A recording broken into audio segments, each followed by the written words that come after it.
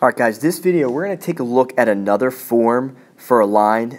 We've mostly been working with slope-intercept form, where we have the slope of a line and it has to be the y-intercept. This second form, okay, I'm just going to circle, is called point-slope form. Now it's almost the same thing. I still need to know that m is the slope, so that's still consistent. The thing that's different, it says, and the line passes through x sub 1, y sub 1. This x sub 1, y sub 1, that could be any point that lies on the line. So the difference there, in slope-intercept form, it had to be the y-intercept. Here, this x sub 1, y sub 1, that could correspond to any point that's on the line. Right? It doesn't have to necessarily be the y-intercept. And this is the form right here. Okay, this y minus y sub 1 equals m times the quantity of x minus x sub 1. And this is also real important. This x sub 1, y sub 1, and m, they're all going to become numbers. So I'm going to circle in blue.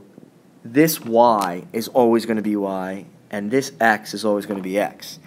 Everything else that's not circled, they're going to change into numbers depending on the information that we're given. Alright, I'm going to do number 1 and 2. These are real quick. It basically gives us a point and gives us a slope. So I'm just going to take those numbers and plug them in to this point-slope form. Alright, so if I look at 1, direction says write an equation of a line in point-slope form. So I need any point and I need a slope. For number 1, it's saying the line passes through 0, 3.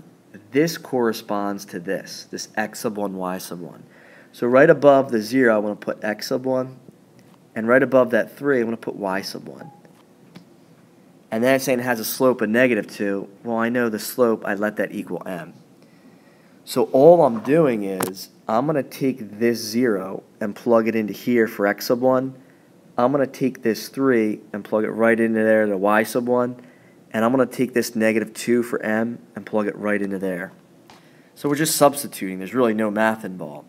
So I'm going to have y minus this y sub 1 value, which is 3, and then it equals, and then I have this slope, which is negative 2, and then on the inside I have x minus x sub 1, which we figured out that x sub 1 is 0. And that's it. This is the equation of that line in that point-slope form. So you just want to identify x sub 1, y sub 1, and m. Okay, if I go to number 2, it's really the same exact type of problem. Okay, it's saying the line passes through 1, negative 5. So this 1 is going to be x sub 1, the negative 5 is going to be y sub 1, and then it flat out tells us m is 3. So 3 is the slope.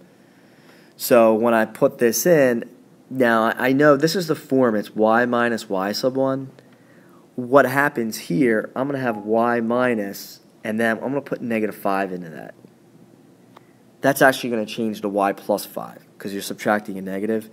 Okay, then we have equals, and then the form is m. Well, m is 3. And then it's times the quantity of x minus x sub 1.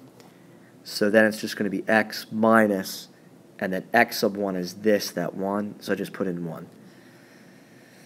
Now, remember, you want to change this. It's not completely simplified. Change it to a plus.